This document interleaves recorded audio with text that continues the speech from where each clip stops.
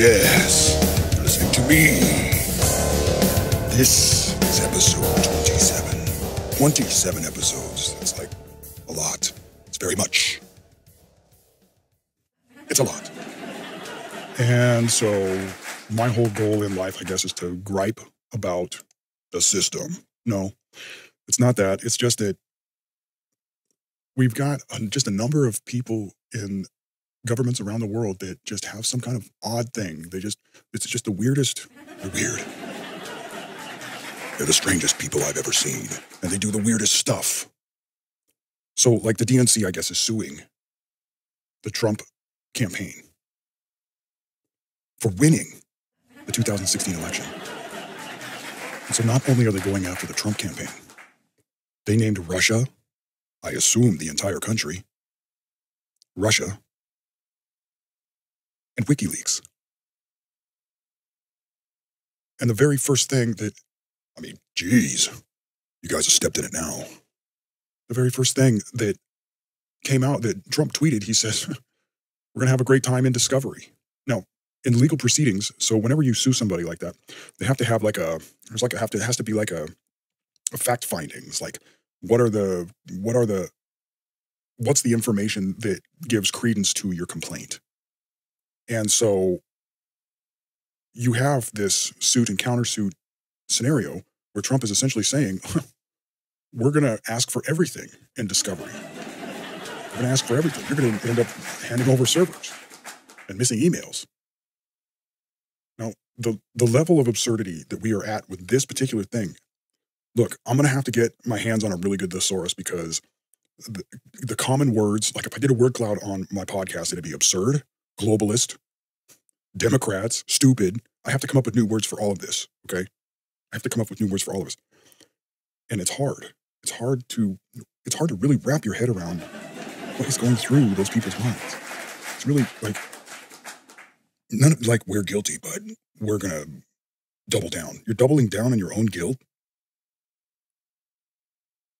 Now, in the last episode, I talked about how the rules, the ethics rules, and the procedural rules regarding classified information and the handling of classified information, those rules are very comprehensive, okay?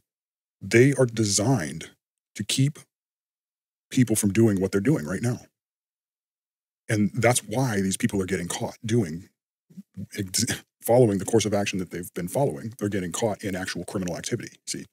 And it's because these rules have been in place to prevent people like this from doing things like this. Okay, we're going to get into more details about that as time goes on. But coming up here in a minute, we're going to talk about Trump. I guess he's going to have a meeting with Macron from France.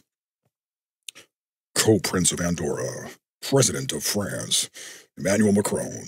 Does he fancy himself the King of Europe? No.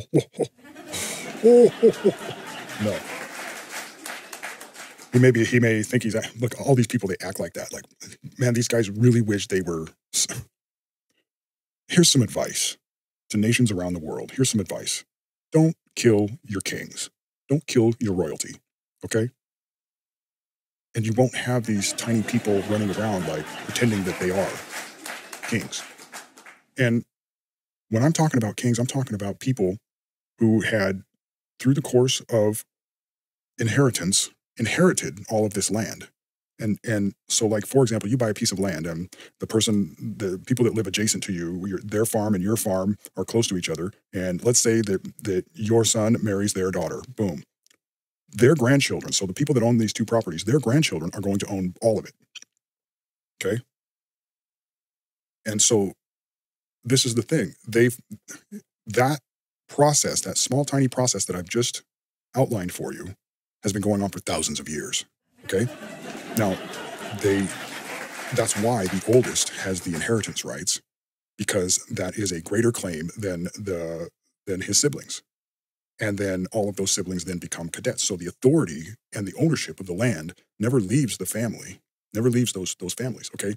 So to represent the ownership, to represent that, they had to elevate those people within the family to statuses so that everybody knew that yes, you live on this land and you're working this land as a farmer, but you're doing so because the guy that actually owns it, he's the guy that owns the title over all of the land, okay, is that's actually his, but you are working the land and you are living and working on the land.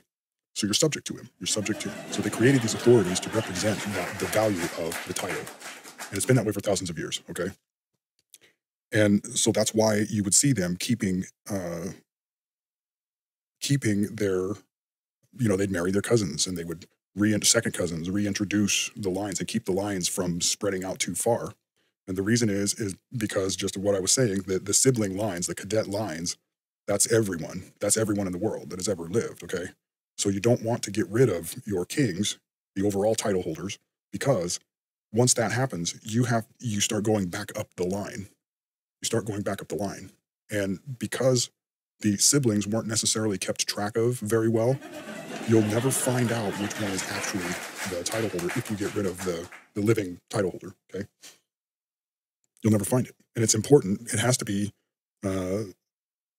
ownership, legal ownership of a territory or land or that actual representation of title is necessary to make legitimate trade deals internationally, okay? And it's because that people throughout history have had this, have found that it was necessary to ensure that what they obtained was legally obtained and not stolen.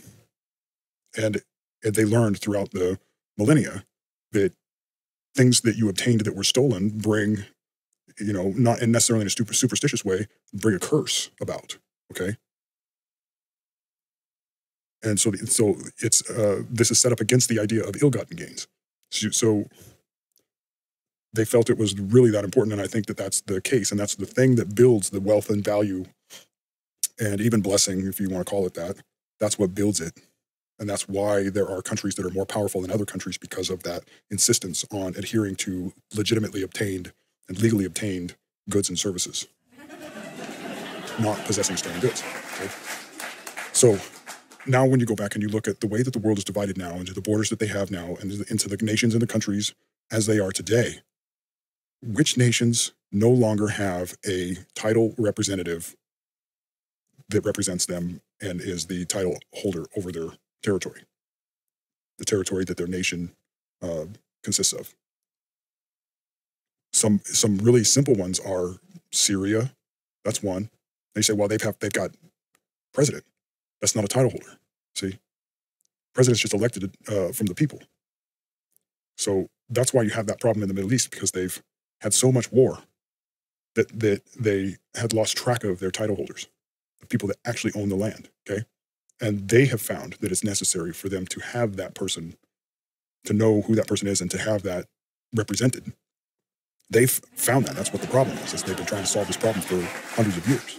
Okay, Iran is another one. Russia is another one. Remember the Romanovs? They killed off that family, right? Now there's a couple of loosely related, that would be tied to the Romanov families. But see, that's where I'm talking about. You've lost your mainline title holder. Now you have cadet lines. Okay, and so the cadet lines in this particular case, the ones that exist, they're older people, and they don't have any offspring. So it's a moot point now, because even if you say, okay, well, that's going to be our title holder, there's no way to pass it on legitimately, see? And so they have a problem. They have an authority problem. And that's why you see all of those countries doing the exact same thing, and that is trying to consolidate their power, finding ways to consolidate their power, either through communistic ideologies, socialism ideologies, what have you. The point is that every single one of them is attempting to consolidate power into a group or one individual. And it doesn't work because they're not actual title holders. It's not the same. So China is another one. And so you notice how that those countries, these are the countries that the West has problems with. All of these countries. These countries have problems with the West. Now, if you ask the Russians are just like, well, I mean, Vladimir Putin, he actually said that to a child once. He said, there is no borders of Russia. Because from their perspective, all of their original title holders married westward. So in their minds, they think that that means that Europe belongs to them. So silly. That's silly. But from their perspective, if they were to trace the authority, the greater authority, that's what they would find, is that their greater authorities all moved westward. All of them. So it's a misnomer. See, now not only are they without a title holder because they got rid of them, they killed them through their wars and through their assassinations, but now they think that they are still owed the world. Like there's no one can stop them. It's a pretty absurd thing. So we get into this whole thing going on with France, with Macron. Now Macron's the co-Prince of Andorra. I don't know. That's pretty loose, and Andorra's not very big. Okay, that essentially makes him an elected monarch, so to speak. Okay, for France.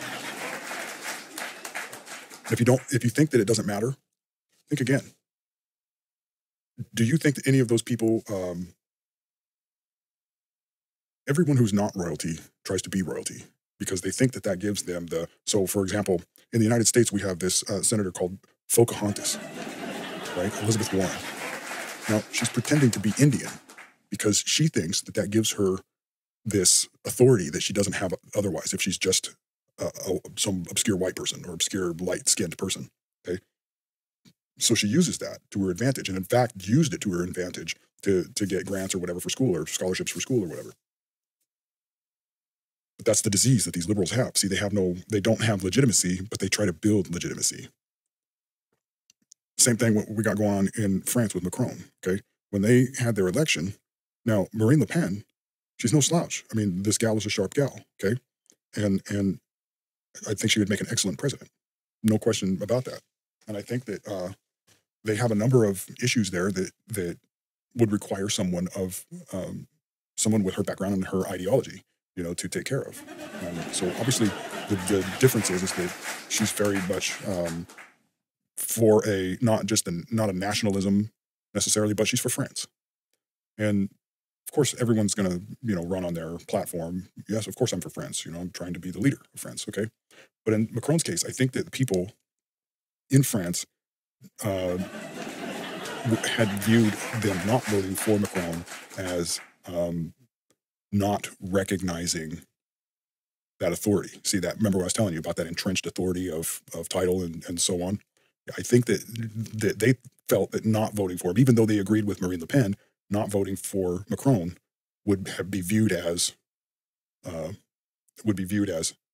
once again dismissing this idea of title. Okay, and I don't know what this guy, whether it's appointed, so I haven't gone through his entire genealogy because it doesn't, but I do know that it doesn't go back very far. I went through probably six generations, and it doesn't go back very far. So I don't know what other connection to any royal houses that this guy has, but he's the co-prince of Andorra. And this is the reason why he's a co-prince is because there is another person who has an equal status with him. Of course, that guy just stays there and acts as the prince of that territory, that place. And then Macron is just, gallivanting all over the place, being the president. Okay, whatever. Now, a lot of people these days view those titles as ceremonial, but I'm telling you, it is part of the psyche of the everyday person in Europe. They have the same thing. So there are a large group of people in the EU who are wealthy, and these wealthy people have this wealth, and they equate that wealth to and that success to right of. It's obvious that we know that we're right, and you can't make business in this territory without acquiring loans from us. So they, once again, just like Elizabeth Warren, having to come up with a reason to grab onto power, having that thing that gives her the edge, okay, of authority. That's the same thing that these rich guys do in the EU, because there are royal families throughout Europe, but none of them have the. It's like they say they recognize it, and the people recognize it, or you know what I mean, but it's not that big of a deal. So like the Queen of England, for example, they're like, well, it's under a constitutional monarchy, okay? So if the place was going to pot and the Queen of England never did anything about it, I mean that's kind of what you see. I mean, it varies by opinion, but you don't see her basically saying, "Hey, maybe we should cool it on maybe loading this place up with a bunch of immigrants," because it is an island and it would get full after a while. But perhaps I don't know what their mindset is on that. I don't know why they would. If you import millions of people, you're no longer the nation that you were. You're something different, and you will no longer. You're essentially acquiescing to uh, not continuing a line of rulership in successive generations because it won't continue. It's an inevitability that those royalties, those royal families, die out. It's inevitable,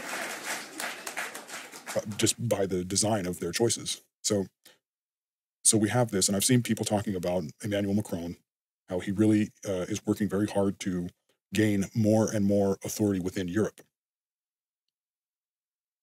I don't know what that guy. I don't know what his game plan is, but I don't think you're going to be able to.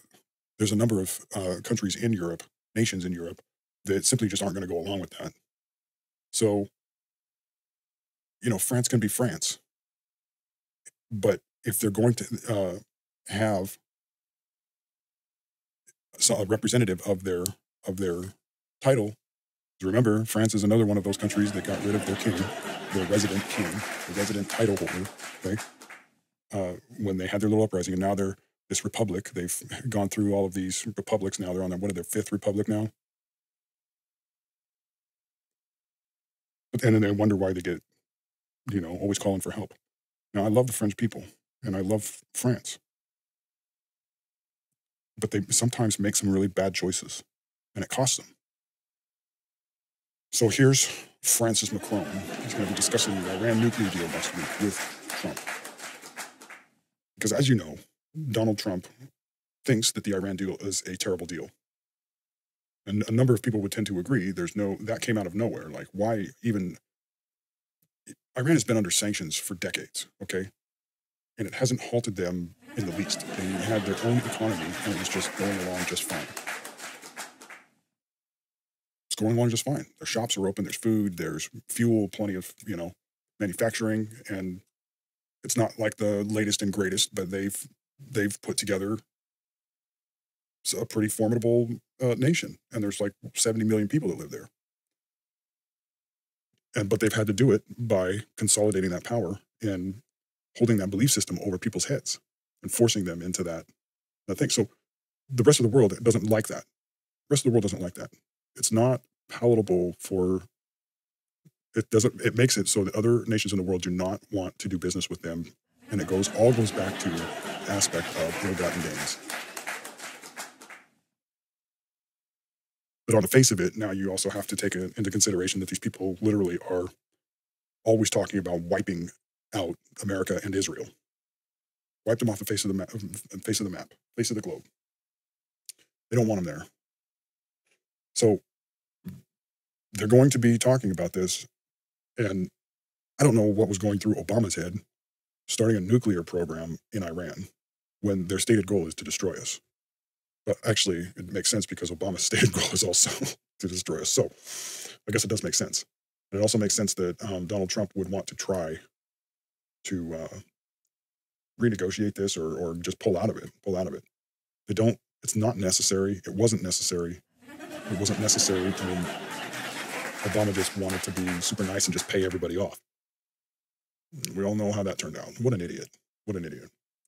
But yeah, so I've seen a number of people talking about how Macron is trying to be like this leader king in Europe. And they have serious issues in Europe, okay? Everywhere they've had these immigrants brought in. And we all know why they were brought in. They were brought in so that these liberals, who are going to be the ones who are feeding them the welfare money and the all of the things the state buys, which are stolen because you have to steal the tax money from the people that are live there legally and work there legally. They just take their money to make that happen. So it's a wholesale. It's a sale. Europe is for sale. They are selling it to people who don't have any money that they've brought in. They're selling it. They're giving it away. It's disgusting. It's disgusting. And the whole time they're like acting like they're not doing anything wrong. Stupid. It's totally stupid. Well, they're in for a rude awakening. So on episode 26, we talked about Stealth Jeff. So I guess in 3 weeks, America will find out who Jeff Sessions really is. Who is Jeff Sessions? Which side are you on? Is Jeff Sessions actually Stealth Jeff, waiting in the shadows to indict wrongdoers? Or is he just some guy that will do something if he's forced to do something? We'll see. We'll see. 11 GOP members of the House sent a letter to him and Director Christopher Wray, and they detailed criminal referrals that they were bringing against, that they want brought against James Comey, Hillary Clinton, Loretta Lynch, and Andrew McCabe. So that's and so DeSantis says that that's just the beginning. So I tell you what, when they talk about the storm, when Trump was talking about the calm before the storm, yeah, these people are getting their cards pulled. Okay? We've known this was going to happen. We've known this was coming. And they knew it too. I mean, Comey goes out and writes a book like, I'm not that bad of a guy. It should have been the title. I'm not that bad of a guy. I tried to do the best I could do while being threatened by Hillary Clinton, but also working for Hillary. But that's the, how many people have you ever worked with in your life that ended up dead? How many of your coworkers just ended up dead? How many do you know of your coworkers throughout your lifetime have died? Chances are pretty good that there's not very many, but Hillary has over 30. I'm just saying.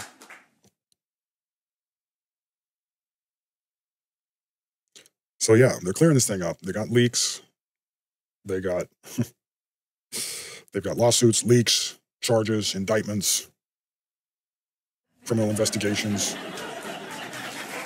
These people are, man, that is all just, so the person that you don't want to vote for is the person who's always telling you that they're entitled to it. Hillary Clinton, she acted like she was entitled to it. Barack Obama, same thing. I'm entitled to it. I'm entitled to it. You ever wonder why that is? You ever wonder where they get that? I mean, sure, Hillary Clinton was the first lady.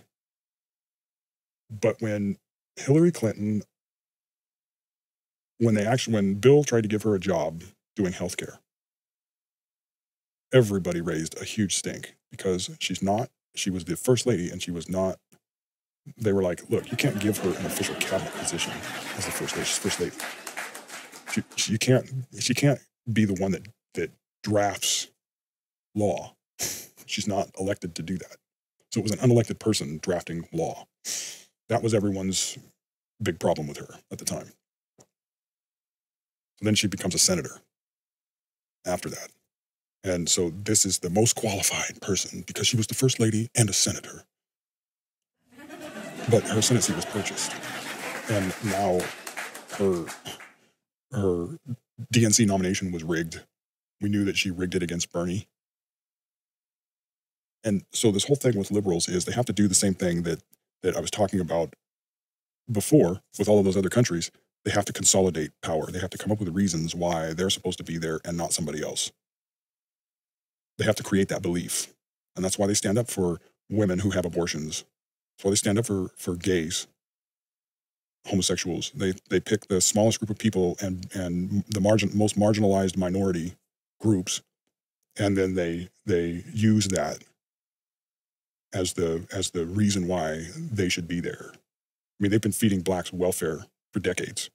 And they're just now under Trump starting to come out of it, and they're better off. They're working, the jobs are there, and it's getting better every day. Okay. But just remember that it's the Democrats that wanted to keep you down there as, subservient to their party on minimal amounts of money, other people's money.